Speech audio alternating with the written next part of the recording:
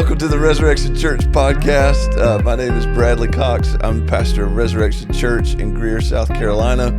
And I also want to welcome our Res Church family, first of all, and then I also want to welcome those who are listening on the Westminster Effects Doxology podcast. Cody Fields, one of the deacons at Res Church, is not on this podcast, but he is making sure that all things work so that we produce the podcast. So we're glad for the Westminster audience that is also joining us. And I am joined today by Jeff Coppins. Hi. And his legs, which is what we were laughing about. Do I sit like this? Do I cross? I'm not sure how to help you with that. What Jeff, do I do? I'm not sure how to help you, Jeff. But welcome, Jeff Coppins, my good friend. I thought there'd be some sort of table, so I was like, I dressed up today. I wore a collared shirt and everything, and I apologize that you have to look at my chicken legs today. But it's nice to see you, friend. Nice to see you too, my friend. We've been friends for a long time. 11 years. 11 years. Can you believe that? It's hard to believe. Do you remember where we met? Starbucks. We met at Starbucks through a common friend. Who was the common friend? Brian Onken. Brian Onken, that's right. I was meeting with him. Who's probably been on this podcast. He has been on this podcast. I hope to have him on again soon. But he's way smarter than me. He introduced us, and kind of the rest is history. We'll talk about that a little bit, but it's like we became fast friends, and then that was early ministry career. Yeah, you had just started. I remember early ministry career for me is like was write down every name you've ever known who has walked alongside you, been in small group, been in all the things, right, and tell them about what you're doing and what God's called you to. And that list ran out pretty quickly. And so I used to go to coffee shops and I would sit and pray and read and like think about like what Lord, what do you have for me, and pray. And you were an answer to that prayer. I don't even know if you know that. That's amazing. Because I mean, people that even those that know you that are listening to this may not know that. I mean, for how long were you working in? Was it telecom? Yeah, I was in telecom. I did a couple little small stints with some non-competes and things in between. But telecom was the bulk of my career. I used to build and manage wireless communication towers around the country. So yeah. And then God called you into ministry. Yeah. I was back up. I studied to be a pastor, didn't want to be a pastor, and so I just became a sales guy. And the Lord was kind to me in that. And you think about like how are you going to use me? And you're already using me. You use me through our own family story, and that's good enough. But like, is there something else you want to use me in? And he just gave me this. He like put back-to-back in my, which we'll tell you about, but he put back-to-back in my lap. And one of the things they said to me is like, we don't want you to move. We want you to stay right where you are, and we want you to just go make relationships and ask them to come partner with us. And so that's what the Lord has given me for the last 11 years. It's been sweet. It's awesome. I have sweet friendships through it. You're one of them. Yeah. Amen to that. That you are a good friend to me as well. I want to talk about back-to-back, but I want you to, can you tell just a little bit of your personal story, like your family story, because that leads in to how the Lord brought this about that you ended up working with the ministry of Back2Back. I don't tell our family story very often anymore. So I have 4 adopted kids, and they're not, I often say, it's not my story, it's their story now. And they're old enough now that they're able to start verbalizing their story. And so I'm pretty cautious with it, but the long and short of it is my wife couldn't have children. I'm a sales guy, and so I was just trying to close the deal, man. And this is a woman that I loved. And so, I mean, when you find the one, you're like just trying to close the deal. And so I made this statement, and I said, oh, well, there's either people who can't take care of their kids or won't take care of their kids. We'll just adopt. I had no idea how that would change my life. Really, no idea. How God would use that later to show me himself as father, that I'm a sole heir. Yeah. Yeah, that's been super sweet, but also like he's given me 4 kids through adoption, and it's been hard and sweet. Yeah. Hard and sweet. It's interesting to me how, when a husband and wife have biological children, there is a testimony of the gospel there. But there's also an amazing testimony of the gospel when a husband and wife adopt children, because Paul says, we God has sent the Spirit of His Son into our hearts, by whom we cry, Abba, Father. Yeah. We've been adopted Yeah. as the children of God. And so there's just, I think adoption in its own unique way tells the story of the gospel. Yeah, those ideas of like grafting in, right? The ideas of like just what it means to be a sole heir through that. Like, think about that, as flawed as we are, to be sole heirs of all the kingdom has to offer because of our Father, because of we've been grafted in. Like, it's crazy to think about, right? Yeah. It's incredible. So God used that, what was going on in your life personally, really to lead you to Back2Back Ministries, with whom essentially from almost the moment we became friends and I got to know you and got to know what the Lord had just led you into, Res Church has been partnering with Back2Back almost ever since. Yes. And so for those that are listening that don't know you, don't know what Back2Back's all about, but even those at Res Church that do have some sense of what's going on, this will be a good refresher for them. So give us the overview of what Back2Back's all about. Sure. Do we does Polar, do we recognize Polar Seltzer as the sponsor for today? I'll send them an email. Hey Polar, like, I work for Back2Back. I raise money for Back2Back. If you would like to be involved, we'd love to have you as a partner. How's that? I love it. Okay. I love it. Yeah, so early on, when we started adopting, I just started calling people to cause. And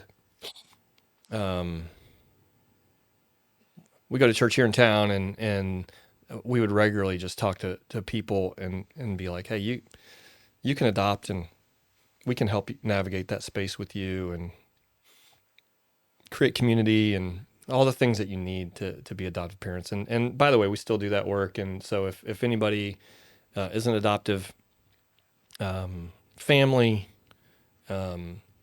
we have plenty of, I think, good thoughts for you of how to get connected and resources here in our city and even abroad. Like, we would love to chat with you about your journey.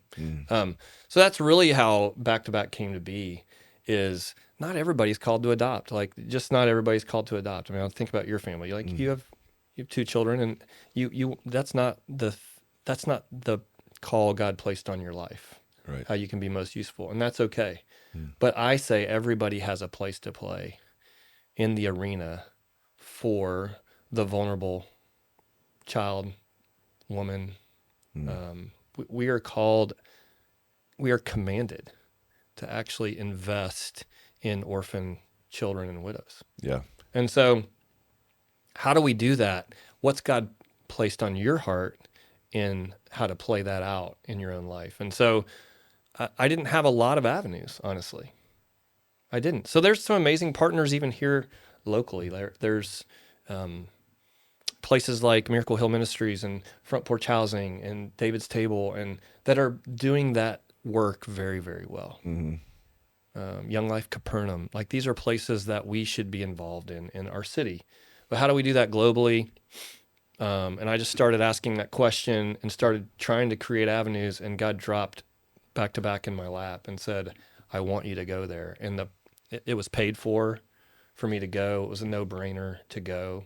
And 10 minutes on the ground in Mexico, internationally, I knew. I was like, this is where I want to see this happen. So Monterrey, Mexico, 13 years ago, I went there, and I was 10 minutes on the ground. I was like, this is the place. And so I just started calling everyone I knew and saying, come with me to Monterrey, Mexico.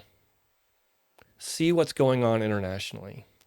Give a week of your life away in Mexico for the orphan child. And that's how it started. And now I have the fortune. 11 years ago, they asked me to join staff, and I have the fortune of doing this every day for my job, and it's a blessing to me to actually get on the front lines with our frontline workers and see what is going on the front lines, how we're investing together, how Res Church is investing with their resources. You're enabling us to do the work of ministry in faraway places. So you mentioned Monterey, and I've personally been to, I guess, four of the back-to-back Yeah. sites: Monterey, Linares, Cancun, and Haiti. That's right.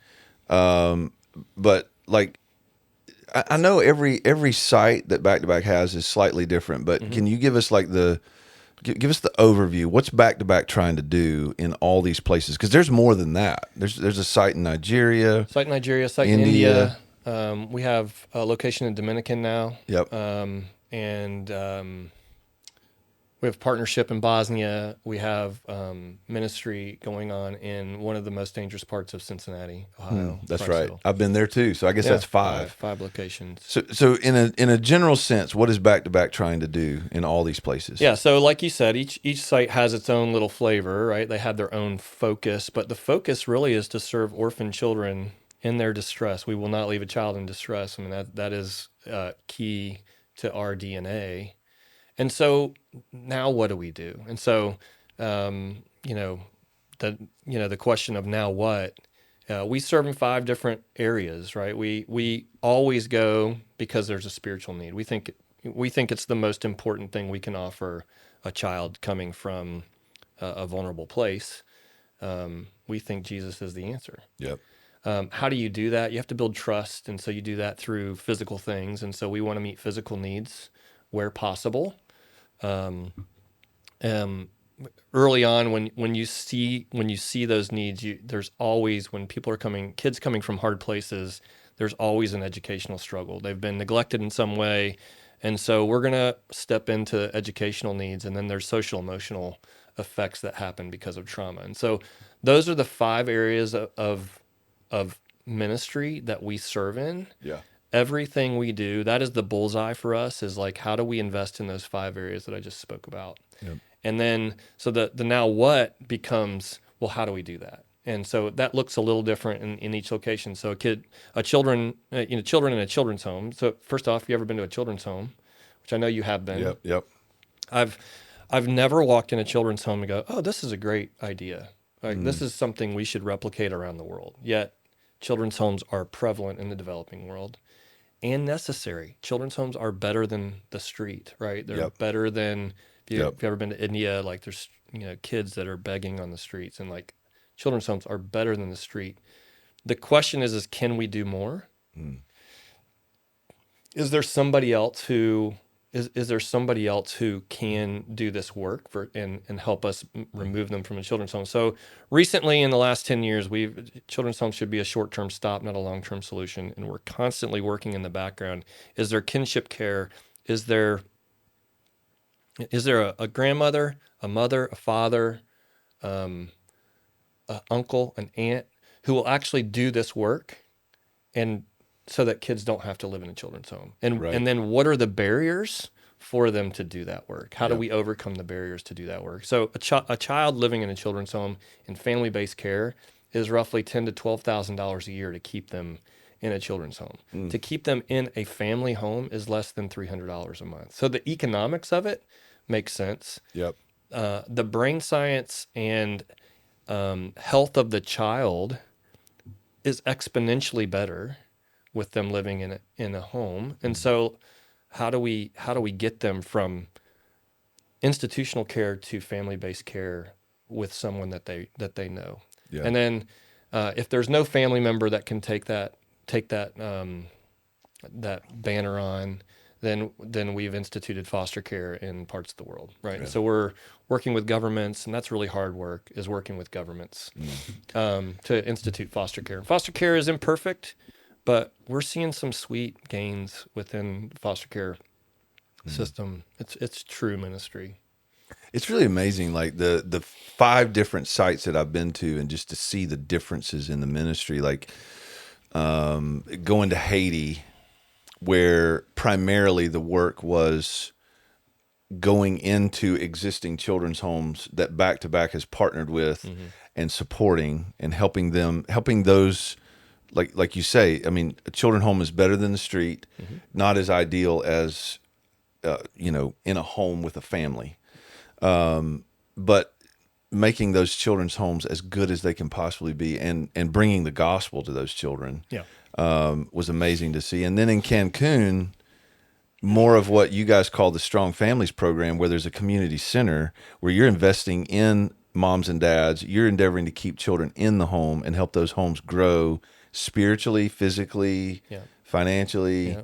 And there's actually some amazing stories of kids that have grown up because Back to Back's got a long track record now.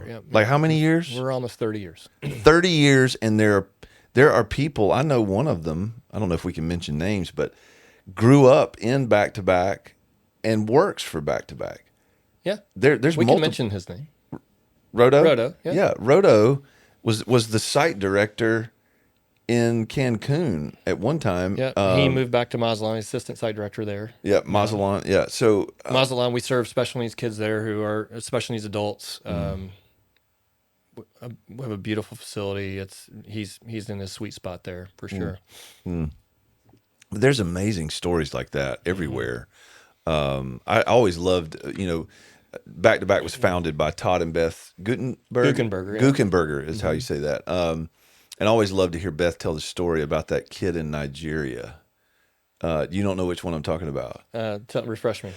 So as I understand it, and you might can help me with details I'm off on, is that in Nigeria, at least in certain parts of it, there's this idea that if a child or someone can get possessed by evil spirits, and one of the ways they dealt with that, they thought to deal with it, was you literally nail nails into the kid's ears.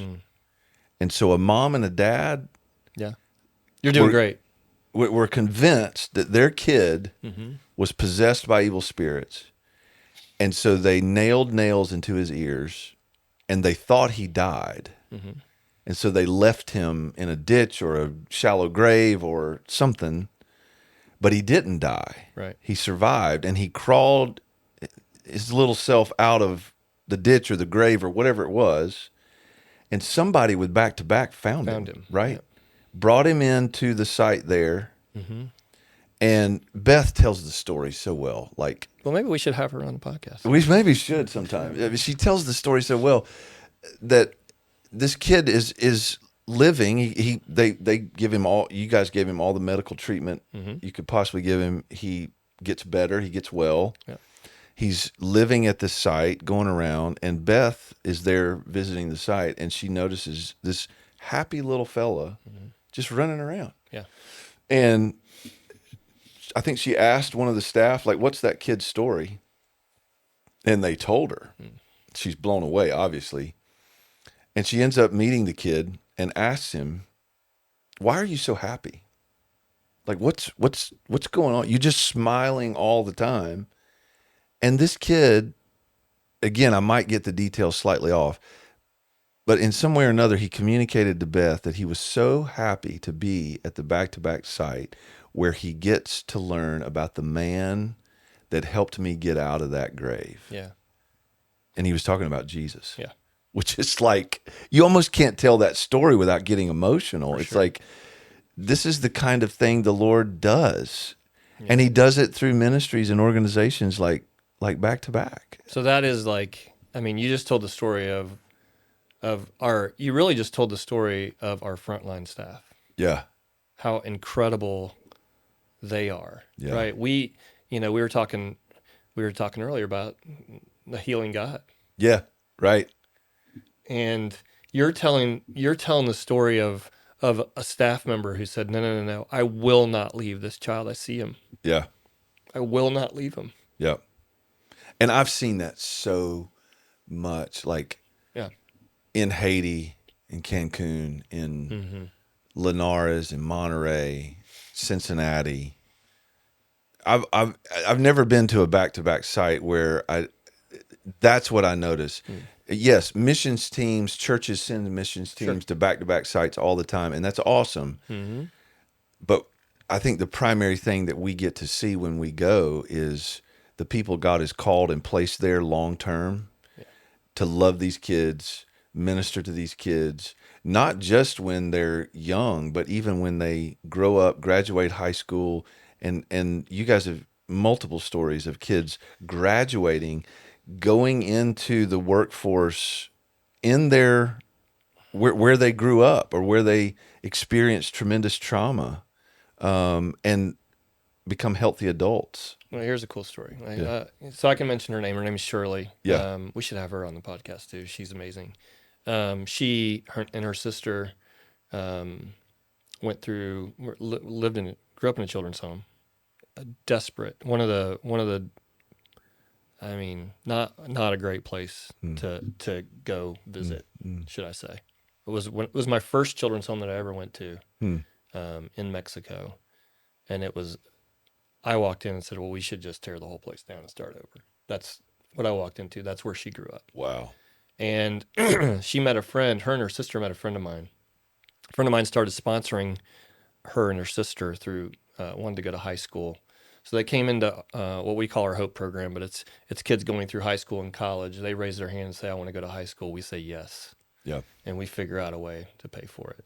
And that is directly some of the help Res Church has been to us these past 11 years, is helping us get kids educated and launched into adulthood. And Shirley's one of them. You've had fingerprints on. And so, as I tell her story, I tell both her and her sister's story. So Shirley went on, finished high school. So did her sister Paloma, and they went to college. And college is a little different there. College is you decide what you're going to study before you start. It's 5 years typically, and there's no changing. So if you say I want to be an engineer, and you're like, I can't be an engineer, you got to start over in some other degree program. Wow.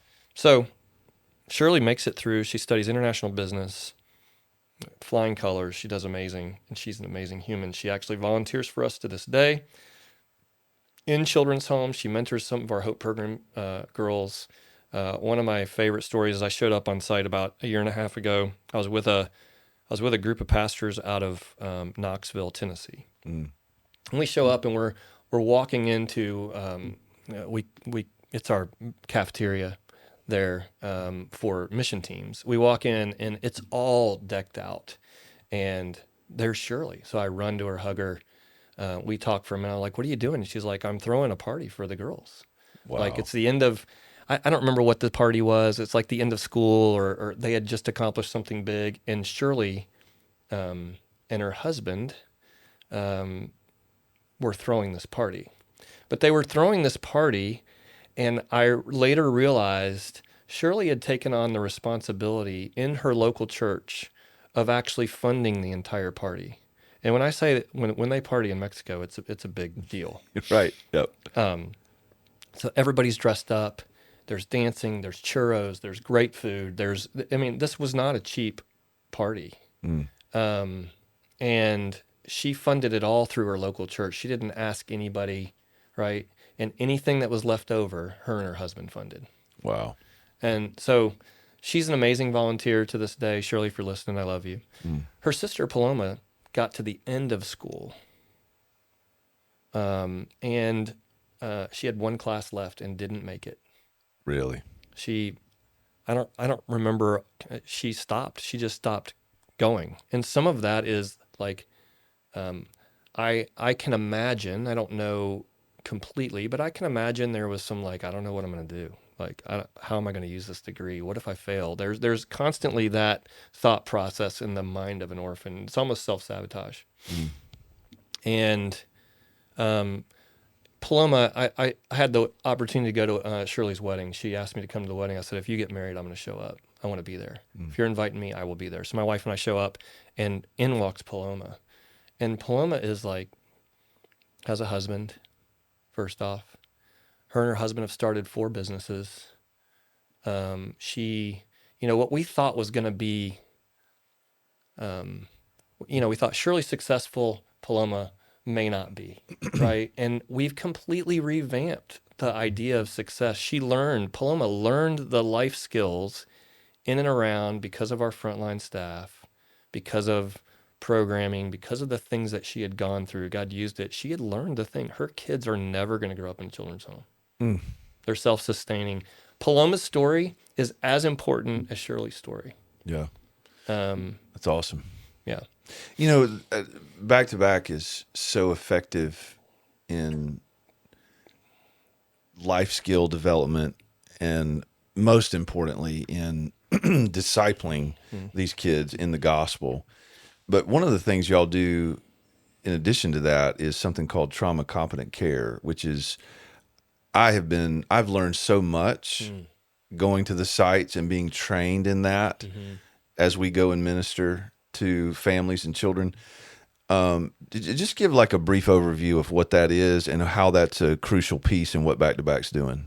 Yeah, I mean, trauma competent care it really talks about the brain science of like where really people in general come from trauma, like in I think the latest estimates are over 1 billion children have experienced trauma around the world. And so back in 2020, we launched out an organization called traumafreeworld.org. You can go to it. If you need any resources, please reach out. My friends there would love to serve you in that. And if there's anything we can do here locally for you, then we will. Yeah. We want to spread that message. It's really training caregivers in how to recognize trauma and then giving them practical tools to actually deal with kids that are coming from trauma. Things like connect before you correct. And you have these little taglines that you are useful in the moment because most of the time kids from trauma, it just looks like bad behavior. But most of the time they're just trying to get attention. Yeah. They're trying to tell you, I need something and I don't have a voice yet. I haven't learned how to use my voice to actually get the things that I need. Yeah. And they haven't grown up in healthy situations where they've been given that voice. And so you're really trying to be the adult in the room and actually walk alongside a child in a healthy way, without overpowering them. Right. It gives them dignity and a choice in the conversation, which is what we want for all of our children. But we teach that in our homes. They haven't gotten the benefit of that, and so how do you do that? I probably messed that up, Diane. I'm sorry, but she's the director of Trauma Free World, so she'll correct me later. But like that's really it. There's resources available to everyone, and we want that message to spread around the world. And so we want that to spread for free to the developing world. And what we do is we train the American church. There is a little fee, but we train the American church and people in the American church so that we can pay that forward in the developing world. That's really where a lot of the work is happening, where kids are coming from trauma. I just love the holistic approach of Back to Back Ministries. I just think it's just so good to see the variety of ways in which you guys are serving orphans, vulnerable children, and vulnerable families in so many different places around the world. So we could go on all day talking about this, but where do people go to find out more about Back to Back? So Back to Back, so BACK, the number 2. Yep. BACK.org. Yep. I'm sure you're going to put that in the show notes. We'll put that in the show notes or something. .org. Yep. Yep.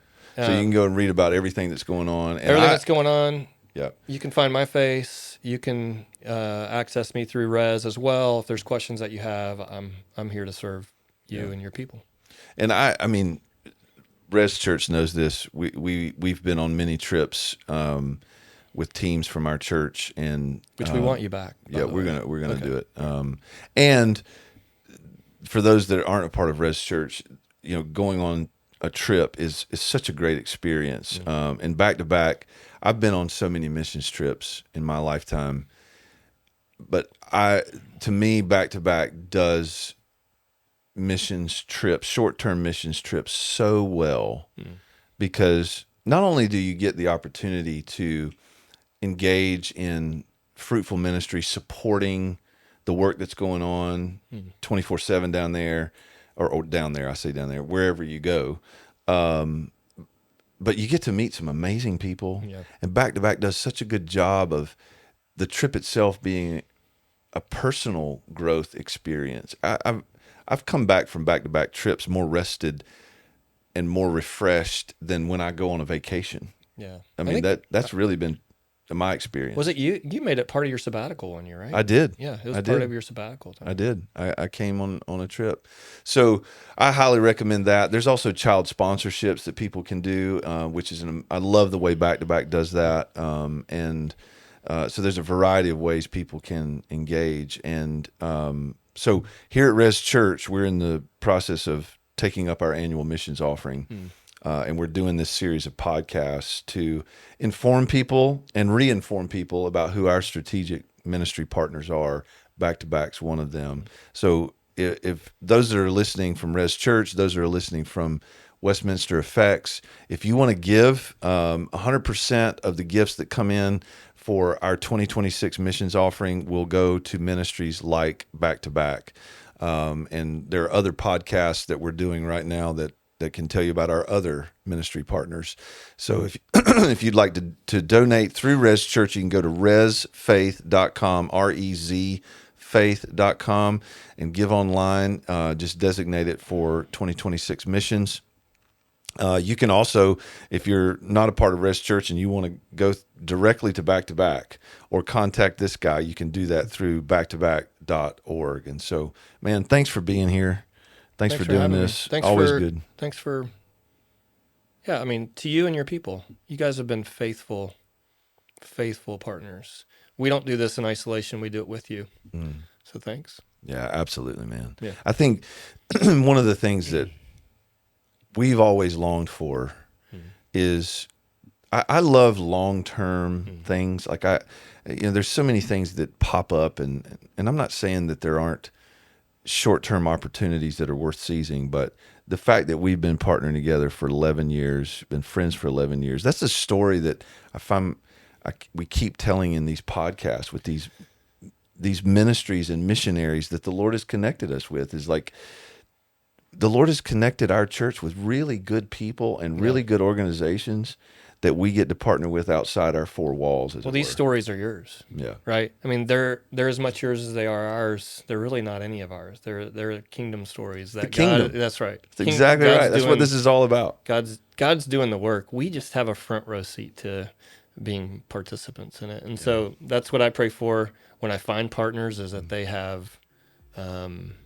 same heart, and you do. Thanks. Awesome. Thanks for being here, man. Yeah, man. Thanks for joining us on the Res podcast and on Westminster.